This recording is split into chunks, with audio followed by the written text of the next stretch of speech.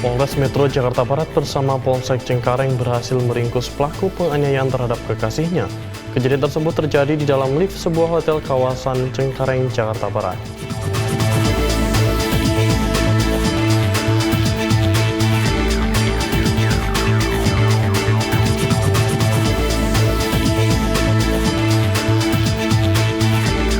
Kapolda Sulteng memimpin upacara bendera peringatan HUT Kemerdekaan RI ke-79 di Kabupaten Poso dengan melibatkan para mantan narapidana terorisme atau ex-napiter.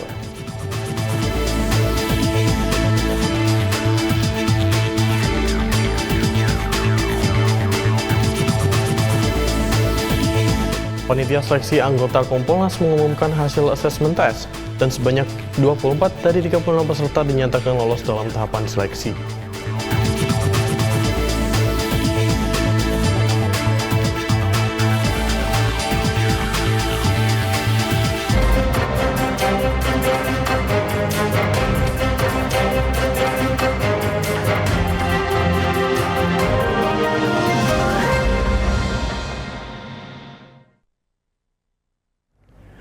Selamat pagi pemirsa, Presisi Pagi kembali hadir untuk Anda. Seperti biasa, selain 3 berita utama tadi, selama 1 jam ke depan kami juga telah menyiapkan sejumlah informasi terkini lainnya.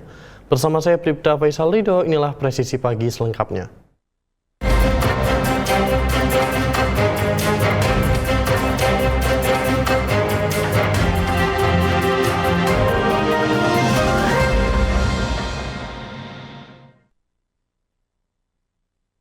Pemirsa, kita beralih ke berita pertama. Dalam upaya pemberantasan peredaran narkoba di Kalimantan Timur, Ditres Narkoba Polda Kaltim melaksanakan pemusnahan barang bukti narkotika jenis sabu-sabu dan ekstasi. Kegiatan ini berlangsung di ruang rapat Ditreskoba Polda Kalimantan Timur.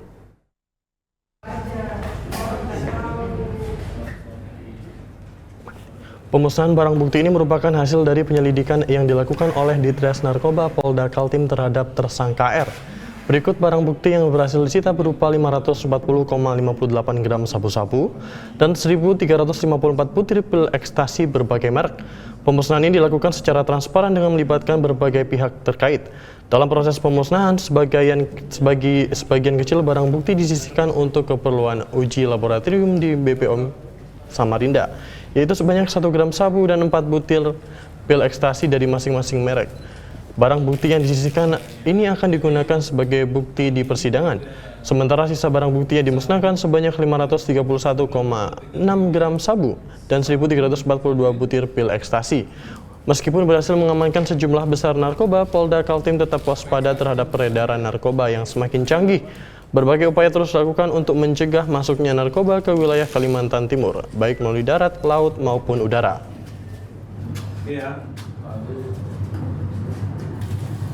Dan TKP-nya ada dua TKP di Samarinda, dua-duanya, yaitu di Kecamatan Sungai Pinang dan juga di Kecamatan Samarinda Hilir, Kota Samarinda. Ya. Nanti kronologis ini tentunya ada informasi dari masyarakat ya yang dikembangkan, yang dilakukan penyelidikan oleh tim Postal di Ditres Narkoba Subdit 3 ya, sehingga diperoleh atau diamankan barang bukti tersebut ya untuk dilakukan proses penyidikan, dan hari ini kita melaksanakan proses pemusnahan barang bukti tersebut. Pemirsa, Polres Metro Jakarta Barat bersama Polsek Cengkareng berhasil meringkus MB alias Bintang, 20 tahun, pelaku penganiayaan terhadap kekasihnya. Kejadian tersebut terjadi di dalam lift sebuah hotel kawasan Cengkareng, Jakarta Barat pada 11 Juli 2024 lalu. Polres Metro Jakarta Barat bersama Polsek Cengkareng berhasil meringkus MB alias Bintang, 20 tahun, pelaku penganiayaan terhadap seorang wanita bernama Alia, 20 tahun, yang merupakan kekasihnya. Kejadian tersebut terjadi di dalam lift sebuah hotel di kawasan Cengkareng, Jakarta Barat pada 11 Juli 2024 lalu. Wakapolres Metro Jakarta Barat AKBP Tengku Arsya Kadafi menjelaskan bahwa korban sebenarnya sempat berupaya melakukan mediasi dengan pelaku. Selama hampir 1 bulan, korban berharap ada itikat baik dari pelaku baik berupa permintaan maaf maupun perubahan sikap. Namun setelah tidak ada respon positif dari pelaku, korban memutuskan untuk melaporkan tindak kekerasan fisik tersebut kepada pihak kepolisian. Yang menderita tekanan psikis, dan itu dampaknya cukup panjang. Ya.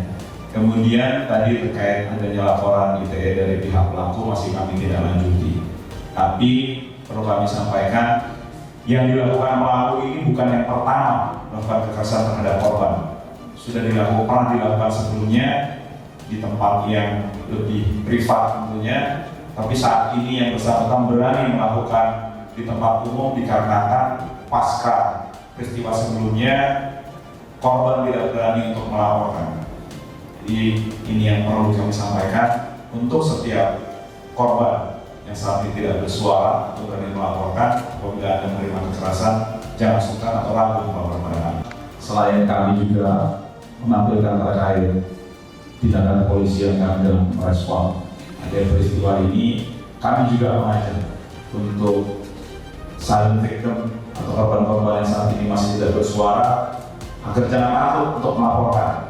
Kami dari pihak kepolisian dan stakeholder terkait akan hadir mendampingi Anda dan melindungi Anda untuk membantu Anda tetap dalam kondisi aman dan tidak menerima kekerasan baik verbal maupun kekerasan secara fisik. Jadi jangan khawatir, ya, kami akan hadir untuk bersama-sama melindungi Anda sekalian. Setelah melakukan serangkaian penyelidikan, polisi berhasil mengamankan pelaku di rumah orang tuanya di Ciledug, Tangerang pada 20 Agustus 2024.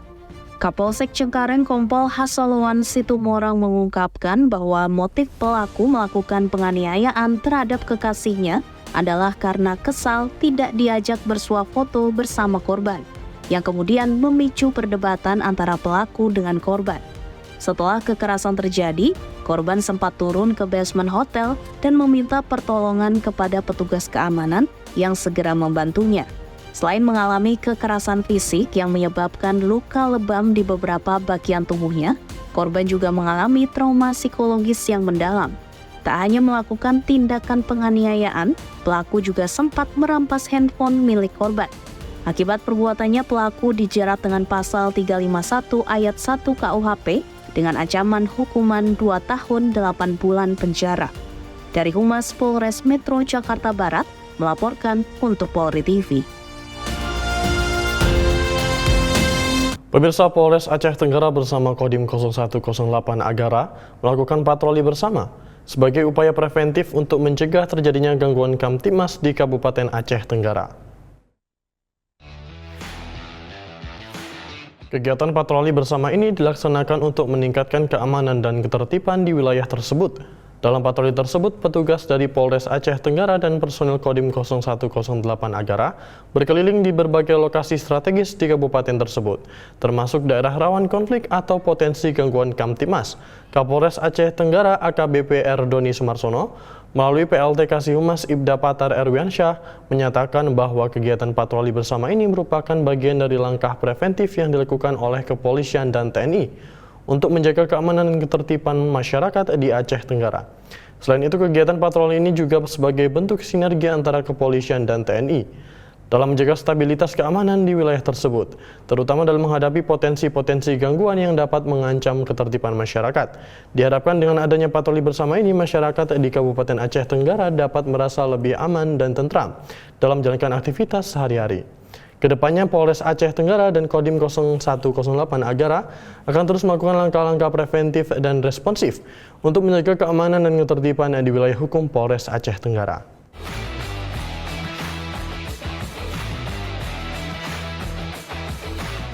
Pemirsa, Kapolda Sulsel Irjen Pol A. Rahmat Wibowo yang diwakili Dirpolairut Polda Sumsel melepas keberangkatan personil BKO Ditpolairut Polda Sumsel ke Kecamatan Lalan dalam membantu penyeberangan masyarakat yang terdampak robohnya jembatan Lalan di Kabupaten Musi Banyuasin. Yang pada siang hari ini rekan-rekan akan melaksanakan tugas, yaitu untuk melaksanakan pengamanan dan kegiatan sosial di tempat terjadinya laka jembatan Lalan. Ya, jadi nanti tugas rekan-rekan adalah mengamankan jalur, kemudian juga akan membantu masyarakat setempat karena terputusnya jembatan sehingga mereka terganggu transportasinya. Jadi untuk itu nanti silakan diatur koordinasi dengan Kasat Polair Muba untuk mengangkut masyarakat yang terdampak dengan adanya jembatan putus. Pesan saya adalah jaga keselamatan kalian, ya, jaga kehormatan Polair, juga jaga masyarakat yang di sana supaya mereka tidak menjadi bergejolak karena adanya jembatan yang putus ini. Mereka akan melampiaskan kekecewaannya kepada perusahaan-perusahaan yang terlibat kecelakaan. Ya, jadi tolong apa yang menjadi tugas pokok kita dilaksanakan dengan baik. Saya kira itu. Terima kasih.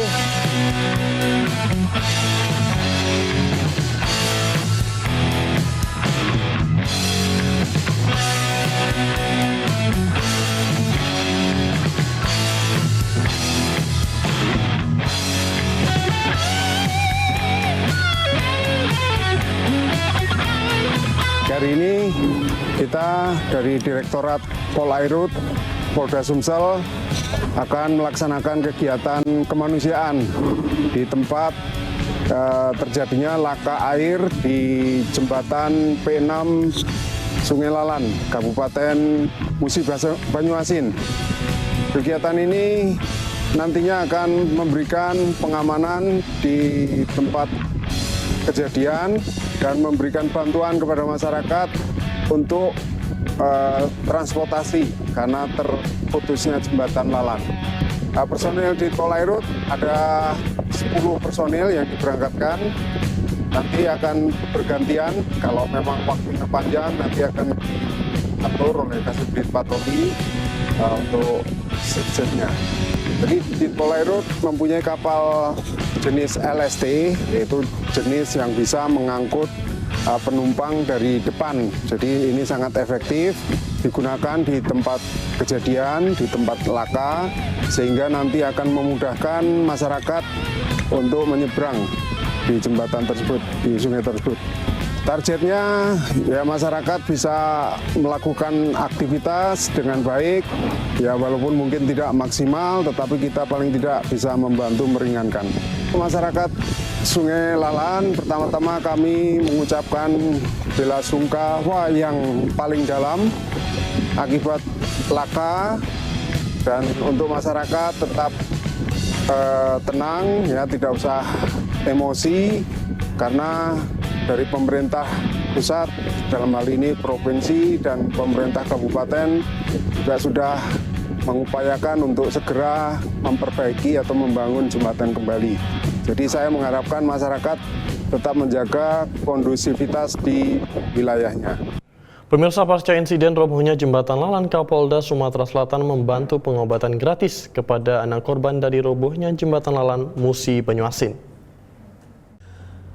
Adalah Muhammad Farhan Prawira, bocah laki-laki berusia 22 bulan, salah satu yang menerima santunan dari PJ Gubernur Ellen Setiadi. Karena ayah bocah tersebut, yakni almarhum Misbahul Munir, menjadi salah satu korban ambruknya jembatan P6 di Musi Banyuasin.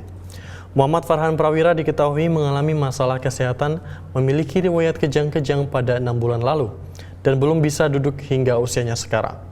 Mengetahui hal tersebut, Polda Sumsel langsung memerintahkan tim dokter kesehatan untuk membawanya ke Rumah Sakit Bayangkara M. Hasan, Palembang, guna mendapatkan bantuan tindakan medis. Menindaklanjuti perintah Kapolda Sumsel, Kapolsek Lalan Ibtu Zulkarnain Afianata bersama tim kesehatan Polres Muba mengantar Muhammad Farhan Prawira bersama keluarganya ke Rumah Sakit Bayangkara M. Hasan, Palembang untuk mendapatkan penanganan tim medis. Kapolsek Lalan mendampingi keberangkatan Farhan bersama 4 keluarganya dari dermaga P6 Desa Sukajadi, Kecamatan Lalan, dengan menggunakan kendaraan speedboat menuju Rumah Sakit Bayangkara M. Hasan di Palembang. Setibanya di rumah sakit, Farhan langsung mendapatkan penanganan medis dari tim dokter Polda Sumsel. Saya nenek dari Karhang, putra korban dari robohnya jembatan Lalan, atas nama Misbahul Munir yang menjadi korban. Saya ucapkan terima kasih atas semua pemberian Pak Kapolda untuk pengobatan gratis dari putra almarhum. Semoga Allah membalas semua kebaikan Bapak, dan saya ucapkan banyak terima kasih kepada staf semua yang sudah membantu keluarga kami. Demikian, wassalamualaikum warahmatullahi wabarakatuh. Ya, alhamdulillah ini berkat arahan dan petunjuk dari Bapak Kapolda Sumatera Selatan bahwa ada anak dari korban Misbahul Munir Muhammad Farhan yang sedang sakit untuk dirawat di Rumah Sakit Bayangkara, yang mana pada pagi tadi kita jam 08.00 berangkat dari Pinang, kemudian disambut oleh dari Polres Muba dan tim Rumah Sakit Bayangkara di Pelabuhan PU Dermaga Tanjung Belaga. Kemudian jam 11 kita tiba di rumah sakit ini langsung dilakukan perawatan. Ini sedang sakit atau ini memang termasuk korban pada waktu itu kan? Kalau ini sedang sakit, tapi yang ayahnya, bapaknya yang menjadi korban dari jembatan roboh di Sungai Lalan. Oh, artinya ini sebagai bentuk kepedulian saja Kak ya? Ini bentuk kepedulian dari Kepolisian Republik Indonesia, khususnya Polda Sumatera Selatan terhadap masyarakat yang ada di Lalan. Nah, ini kan jembatan masih terputus Kak. Untuk aksesnya sendiri, informasinya Polri juga membantu untuk menyeberangkan Kak?